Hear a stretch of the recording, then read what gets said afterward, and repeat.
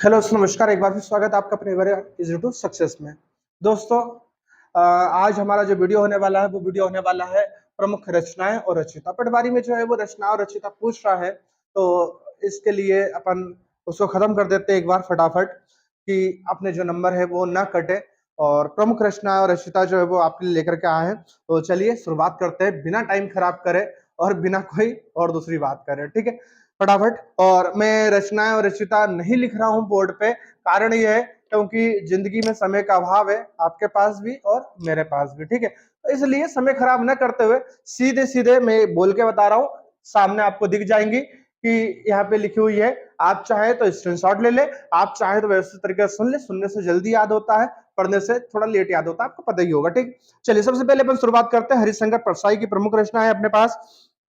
तो पहली रचना थी हरिशंकर परसाई की, जैसे उनके दिन फिरे, रानी नागफनी की कहानी, तट की खोज, भूत के पांव पीछे, सदाचार का ताबीज, शिकायत मुझे भी है, हंसते हैं रोते हैं तब की बात कुछ और थी, बेईमानी की परत, पगडंडियों का जमाना और अंत में विकलांग श्रद्धा का दौर। ठीक है, हम इनको कुछ इस प्रकार से याद करते थे कि हंसते हैं रोते हैं उनकी बात और कुछ, हंसते हैं रोते हैं तब की बात कुछ और थी, शिकायत मुझे भी है उनके दिन फिरे, रानी नागफनी की कहानी। मतलब एक सीक्वेंस में थोड़ी सी एक कहानी बना करके थोड़ा सा याद कर लेते थे ताकि याद रहे हमको। ठीक है, अब ये तरीका अपने अपने ऊपर रहता है कि हमको कैसे याद कर रहे हैं। बाकी जो हरिशंकर परसाई की प्रमुख रचना है वो ये है। ठीक है, एक बार फिर से कि जैसे उनके दिन फिरे, रानी नागफनी की कहानी, तट की खोज, भूत के पांव पीछे, सदाचार का तावीज, शिकायत मुझे भी है, हंसते हैं रोते हैं तब की बात कुछ और थी, बेईमानी की परत, पगडंडियों का जमाना और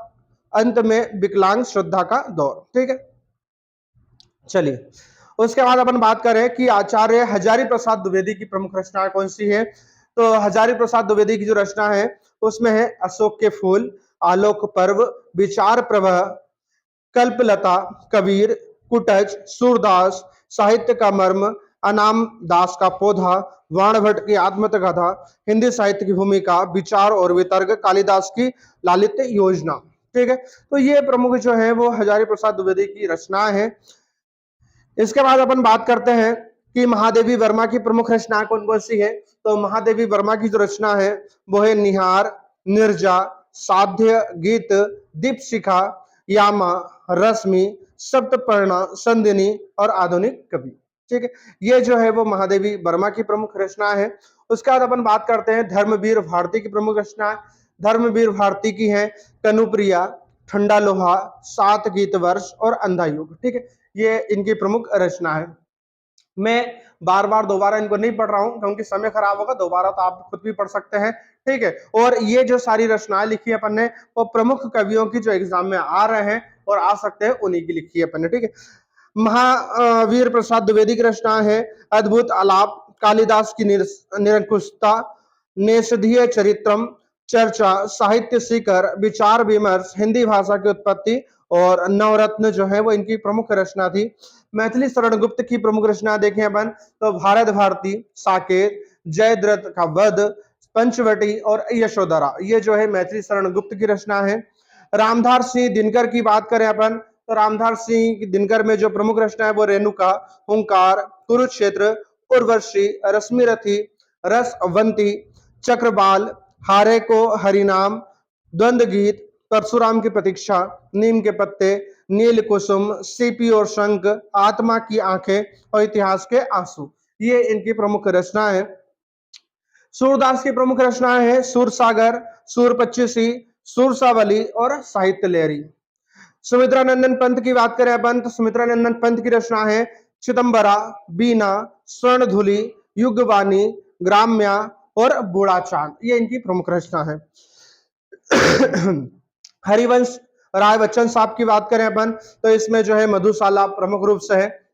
मधुशाला, क्या भूलूं क्या याद करूं और मधु कलेश जो है इनकी प्रमुख रचना है। ठीक है, बालकृष्ण शर्मा नवीन, बालकृष्ण शर्मा नवीन को हम इसी नाम से जानते थे कि जितनी भी लड़कियों की रचना है ये सारी रचनाएं जो है वो बालकृष्ण शर्मा नवीन की होती हैं, उर्मिला, रेखा वगैरह ये जो होती है वो। ठीक है, वृंदावन लाल वर्मा की प्रमुख रचना जो है वो मृगनयनी है, यानी मृगनयनी जो है किसकी, वृंदावन लाल वर्मा की है। यशपाल जी की रचना जो है वो दादा कामरेड और झूठा सच जो है वो 2 रचनाएं जो है वो यशपाल जी की हैं। और सुमित्रा कुमारी चौहान की बात करें तो सुमित्रा कुमारी चौहान की झांसी की रानी, मुकुल, त्रिधारा, बिखरे मोती।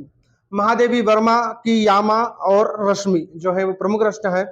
सूर्यकांत त्रिपाठी निराला जी की कुकुरमुत्ता, अनामिका, परिमल जो है वो इनकी प्रमुख रचना है। केशव दास की प्रमुख रचना है रसिक प्रिया, कवि प्रिया। उसके बाद आता है चंद्रवरदाई की प्रमुख रचना है पृथ्वीराज रासो। फणीश्वर नाथ रेणु की प्रमुख रचना है मेला आंचल। वृंदावन लाल वर्मा की मृगनयनी। कबीर की प्रमुख रचना है बीचक। रामदास सिंह दिनकर की प्रमुख रचना है उर्वशी, हुंकार, रेणुका और कुरुक्षेत्र। देवकीनंदन खत्री की रचना है चंद्रकांता।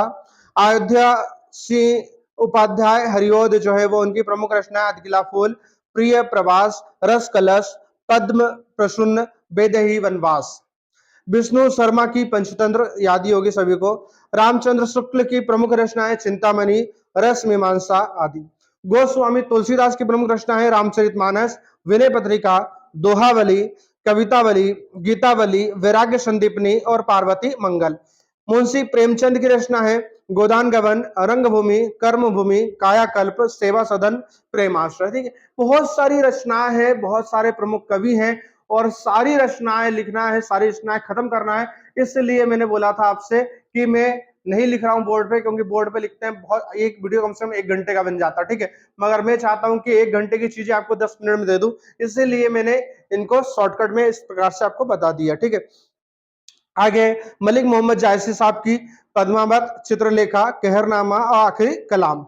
जयशंकर प्रसाद की प्रमुख रचनाएं जो है वो अंतिम कवि है हमारे ये प्रेम पथिक, तितली, कंकाल, इरावती, ध्रुव स्वामिनी, चंद्रगुप्त, स्कंदगुप्त, पथिक, झरना, आंसू, आकाशदीप, छाया, आंधी, इंद्रजाल, जन्मजय का नाग यज्ञ और कामायनी।